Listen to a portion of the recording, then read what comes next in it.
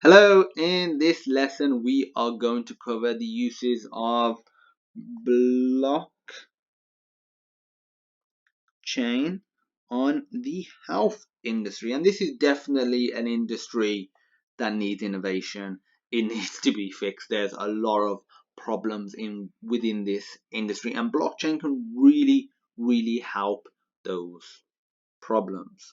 So the first thing that it can really help do is store patient records. They might be thinking, oh, patient records are already stored, whether they're in paper form or in some digital form. And you're right, they are already stored. It's not like people are trying to just memorize every patient's record on the planet. But let me tell you some examples. So when I was at university, I clearly didn't know how to do a U at university. When I was at university,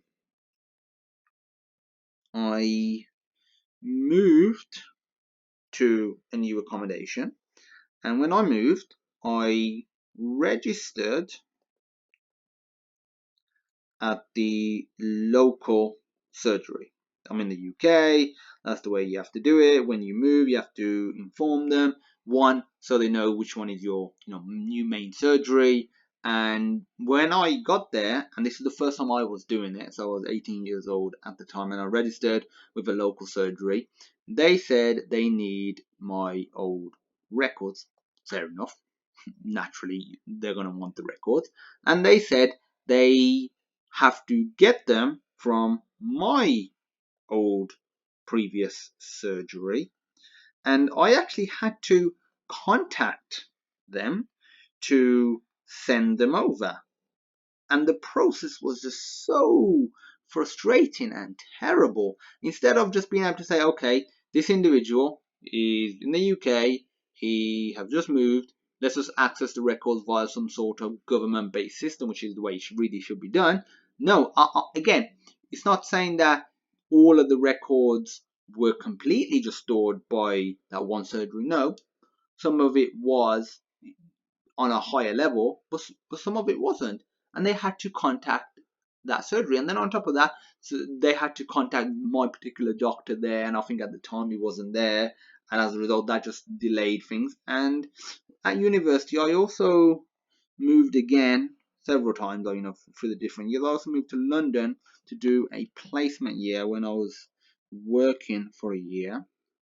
And the surgery that I had to do the same process again there was like really bad. The system was there, and it took them like I think almost 3 months to get me registered. So I remember I was ill, and the surgery was like, oh, now we can't really help you because we don't have your records. They say you can go to the hospital and you can just wait there, and I just had to wait there for hours. But the local surgery was saying you can either wait here and it'll take you a long time, or go to the hospital at the time, which was nearby. So that was ridiculous as well. So you can help have patient records, have a proper audit trail, and actually have access to them, regardless of what surgery you go to, regardless of where you live. Even it could go beyond countries.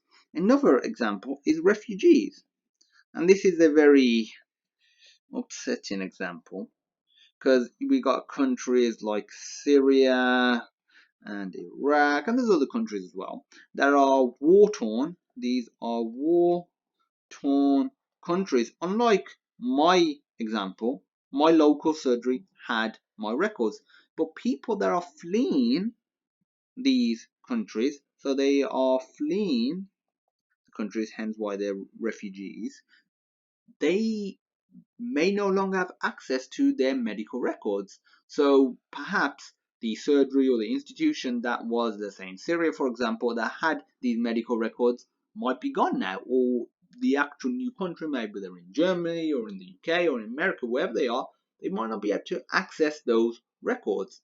And I think what's even more troubling is, what if somebody were to flee from, let's say, Syria? So they flee from Syria, and maybe they've lost all their family, and they get to a new country, they cannot access the hospital or the doctors cannot access the medical records, and let's say within 1 year they die due to some sort of illness that was easily curable if they had the medical records. And this can happen, and I don't know for certain if it has happened, don't quote me on it, but I'm sure there have been cases where this has been a problem, and this ultimately leads to it costing more money. So the refugee crisis, people moving over, is obviously a major deal. And not just refugees, just moving in general. So the example that I gave at university, this will link in with this. And also if I'm moving from one country to another, so I'm in the UK, maybe I move to America, live there for, I don't know, 1.5 years. From there I go to China and live there for, let's say, 6 months, go to Russia, and then maybe I go to Germany, and then I go to a few other countries. If all of this is accessible by anyone, when I say anyone, I mean like you as the patient can access your records, doctors that are meant to be accessing it can access it, and other medical professionals and facilities can access it. That's what I mean by anyone. Anyone that should be able to can access it regardless of where you are or where you was when these records were kept. It'll be an amazing thing.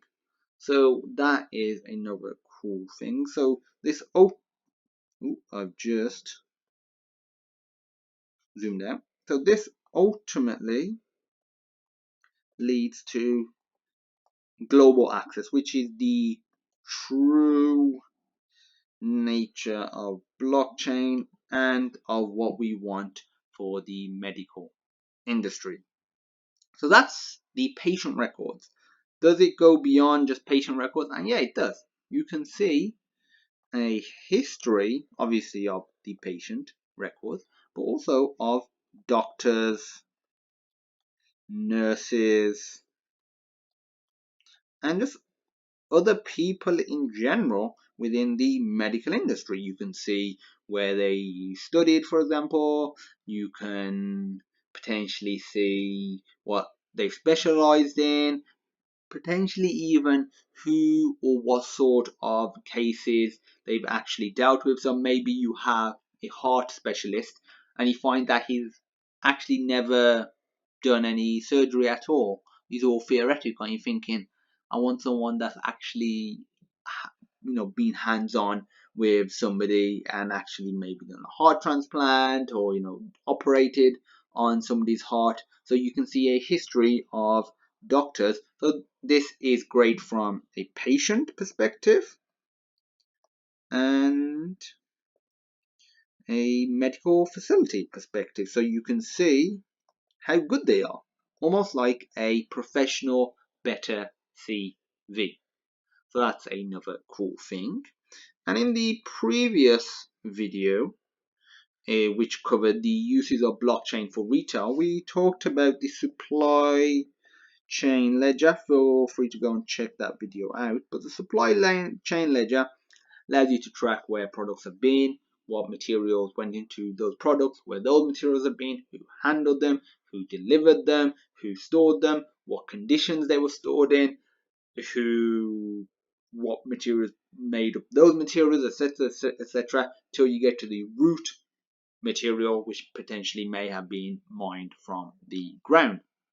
And you can do the same thing with this. So you could use the same supply chain ledger technology that is in retail, that could be used for selling jumpers, for example, for tracking medicine. So you can see the ingredients that go into the medicine, the equipment used for the medicine, how it's been stored, where it's been, and how old it truly is. Because even though it might have an expiry date, depending on how it's stored, it might last longer. So it might be it'll last for 1 year, but if it's stored in a particular way, it could last for 5 years. So it would help reduce waste. So that's a really cool concept. So we won't just be going based on the overall date. We could say, okay, we need to get rid of this medicine because it's been stored in this poor condition. Therefore, it could actually do more harm, cost more money. So that could eventually reduce cost. Or perhaps it's being stored very well, maybe at the right temperature and not the average temperature, let's say in a hospital, and as a result, it lasts longer. You can do the supply chain ledger for anything. So equipment, drugs. So medicine and drugs will be tied together heavily. All of this will lead to the authenticity of that good, and to see how pure it is as well in the case of a drug. Another thing you can track is organs.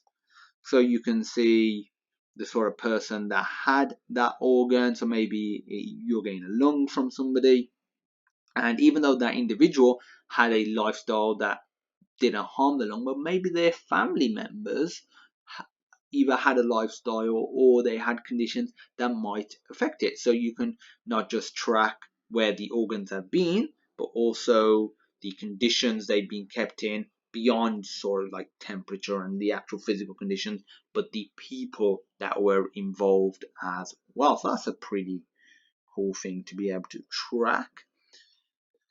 And now, in this amazing world we live in, we have handheld medical equipment, and usually the handheld medical equipment is isolated equipment, but this could be used to access all patient records, and that would be amazing, because whether it's, let's say, a really professional handheld device that only doctors use, or something as simple as a phone, because phones have amazing sensors now.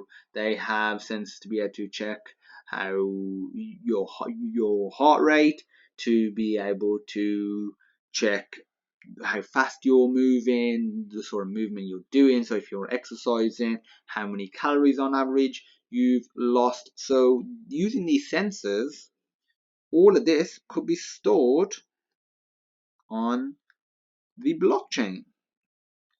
So it could go beyond what a doctor or somebody in a medical facility is storing. And you might be thinking, okay, because it's at the moment, it's a lot easier to fudge that data, good or bad.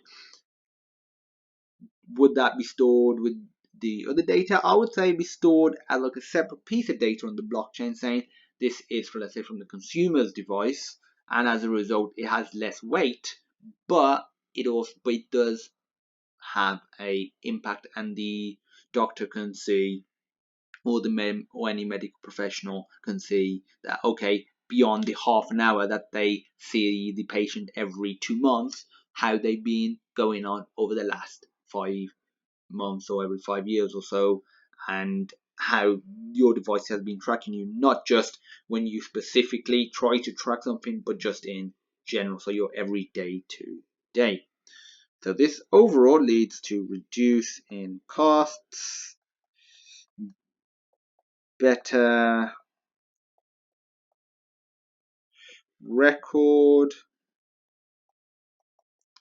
keeping, which will lead to help track clinical trials better.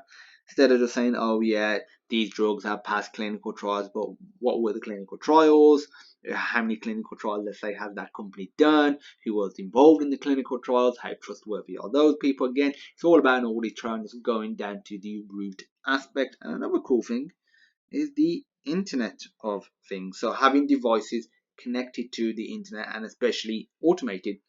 Because imagine if you, for example, every week need to go to a medical facility and you need a machine hooked up to your heart, for example, and it needs to do something.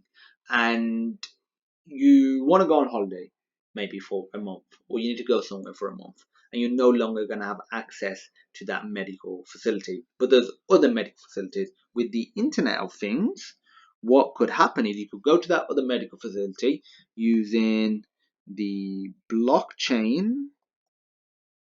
You could get data of that patient, what that device has been doing. They could just go there, essentially put in the patient's details in, aka the name, and a few other pieces of information to get their records up. They could get that data, see, okay, this machine is actually doing this to the patient, and as a result, they need to have this machine hooked up, so they could hook up the machine and it could just automatically do it without having to be set.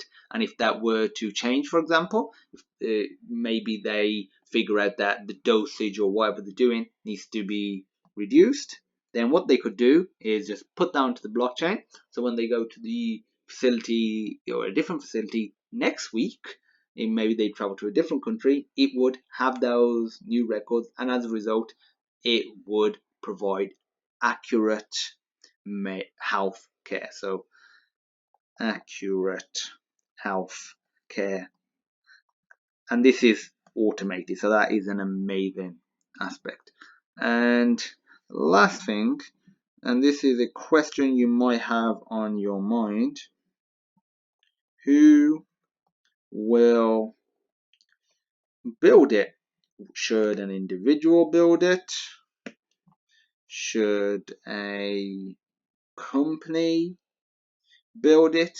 No, not an individual or a company should build it. Neither should a government or anything like that. It should be a consortium. Realistically, that's the way it should be. It should be a consortium of global governments, of global companies, global institutions, global academic institutions, global people, and as a result, try and make it as uncorruptible as possible. Have as many different people with different mindsets as possible, so there's not just this one agenda, whether it's for profit or whether it's just trying to manipulate records or manipulate people's perception of the health industry. So it needs to be a consortium, and I think that's the case with any blockchain global network for any major industry, especially the healthcare industry. But ultimately, if it's a global network, it needs to be created by a consortium of people, companies, countries, governments, institutions, academics from all around the world. So this has just been a video on the use cases of blockchain